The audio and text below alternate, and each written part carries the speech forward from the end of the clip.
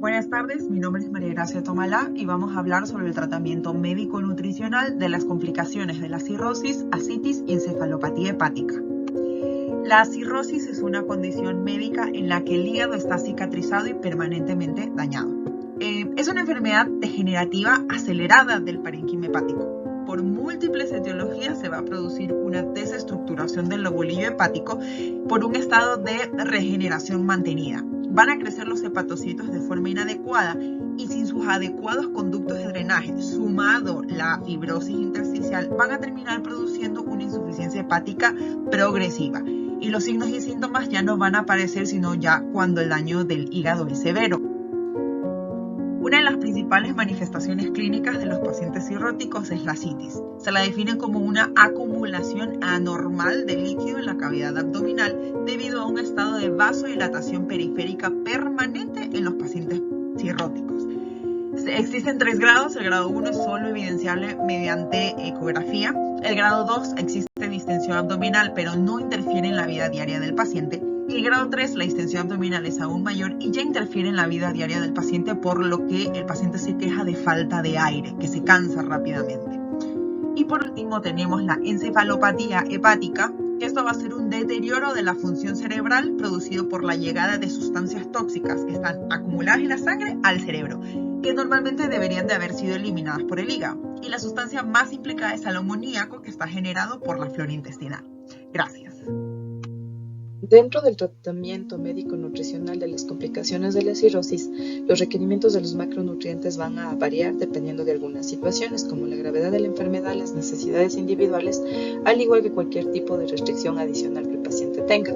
Sin embargo, en general se pueden dar ciertas pautas. Entre estas, la ingesta energética se va a basar entre 25 y 35 kilocalorías por kilo de peso seco por día, en ausencia de intolerancia a la glucosa. Dentro de esto, las proteínas se recomiendan de 1.2 a 1.5 gramos de proteína por kilo de peso corporal para pacientes con cirrosis complicada.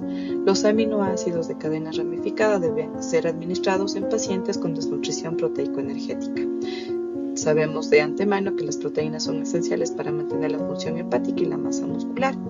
En cuanto a los carbohidratos, estos representan alrededor del 45 al 50% del total de la ingesta energética diaria, y es complejo administrarlos en los pacientes con cirrosis, ya que la cantidad específica puede variar según la situación clínica del paciente, buscando por lo general un equilibrio entre la hipoglicemia y la cetosis. En cuanto a las grasas, estas deben proporcionar alrededor del 30% del total de kilocalorías al día, controlando la cantidad de grasas saturadas y trans debido a que estas pueden depositarse en el hígado. En pacientes con hipertensión portal debemos recordar la administración de complementos con vitaminas, al igual que micronutrientes minerales. Dentro de estos están los folatos, está el hierro, están las vitaminas del complejo B, al igual que las vitaminas liposolubles, la vitamina E, entre otros. En cuanto al manejo médico, este va a ser determinado por las complicaciones asociadas a la cirrosis. Si es que tenemos ascitis, recordemos el uso de los diuréticos, la corrección de la hipoalbuminemia, al igual que la realización de la paracentesis. Si tenemos en cambio un proceso de encefalopatía hepática, debemos realizar la corrección del desequilibrio hidroelectrolítico, el uso prolijo de sedantes, la corrección de alteraciones en la glicemia, al igual que el uso de la lactulosa y la rifaximina. Aparte de esto, si tenemos un cuadro de hipertensión portal que tenga varices esofágicas, se sugiere el uso de beta bloqueadores no selectivos como el propanolol, terapia de supresión ácida en caso de hemorragia por varices, en cambio el uso de vasopresina o mononitrato de isosorbida. De igual manera, en caso de tener una trombosis de la vena porta, el uso de anticoagulantes. Post-trasplante hepático tenemos que usar algunos fármacos como la azathioprina, la globulina antitimocítica, las ciclosporinas, los glucocorticoides, el micofenolato, entre otros. Muy buena tarde, doctora. Mi nombre es Ángel Ruiz. En este momento voy a hablar sobre el tratamiento médico y nutricional en la presencia de ascitis en paciente que tiene un trastorno hepático. Hablemos un poco sobre qué consiste esta patología. Bueno, es el acúmulo de líquido en la región peritoneal, que predispone a otro tipo de complicaciones como es el síndrome hepatorenal, por lo cual tiene que ser valorada y pues diagnosticada, tratada de forma oportuna.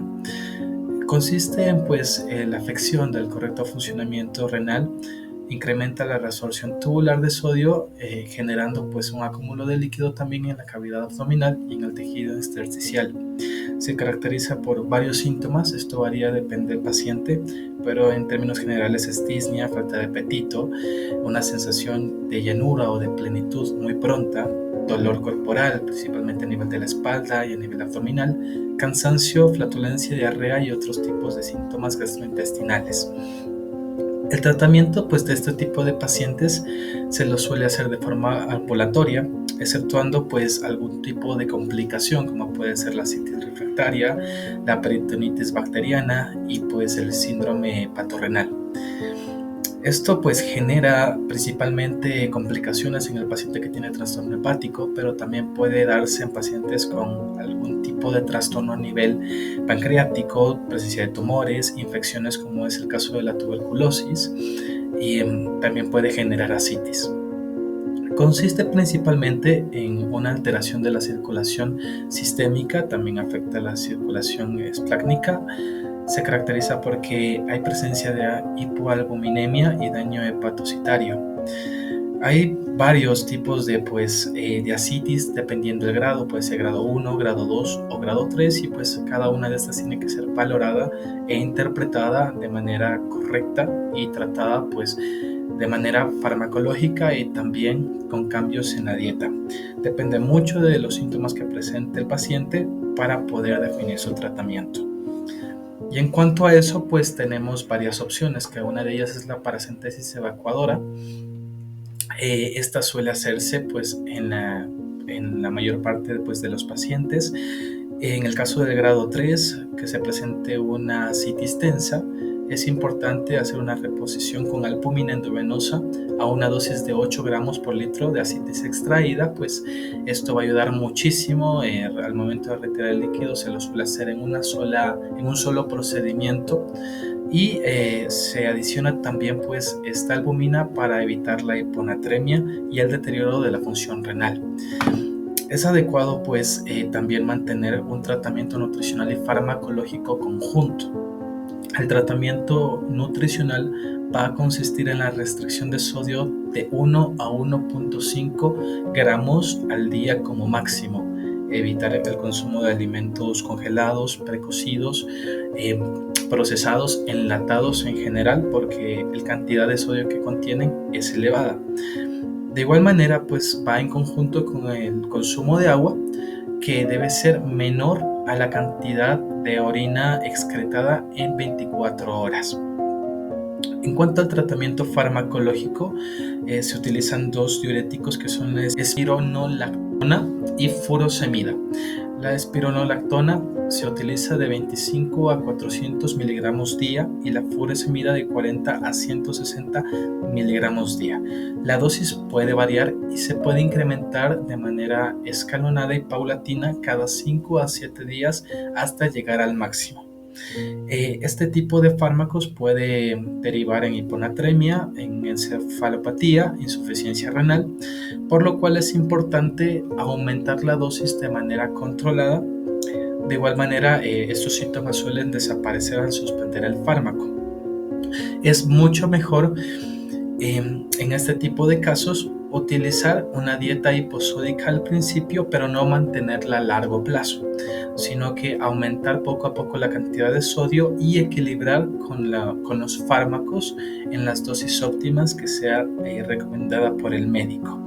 Y esto también pues, se recomienda en pacientes que no son candidatos para el proceso de paracentesis evacuadora porque tienen una cantidad escasa pues, de líquido abdominal, porque hay para prevenir también la reacumulación del líquido después del procedimiento de paracentesis y para prevenir la formación de asitis y también de edemas en pacientes que sí tienen una respuesta positiva en una dieta baja en sodio. Finalmente, el trasplante hepático debe ser una opción siempre, o hay que hacer una valoración siempre en pacientes que tienen asitis. Y también es importante pues, que la respuesta al tratamiento nutricional y farmacológico sea adecuada para descartar en este tipo de casos pues, un trasplante hepático, que es la última opción. El procedimiento de PPI reemplaza este tipo de procedimientos, ya que consiste prácticamente en una prótesis que se coloca a nivel hepático, pero que puede generar algunos tipos de trastornos, principalmente disfunción, obstrucción hepática, puede producir hemólisis, por lo cual no es la primera opción de tratamiento. Bueno, yo les voy a hablar acerca de la encefalopatía hepática. Tenemos que la encefalopatía hepática son unas complicaciones por la hipertensión portal, la cirrosis, que representan de un 50 a 70% de los pacientes.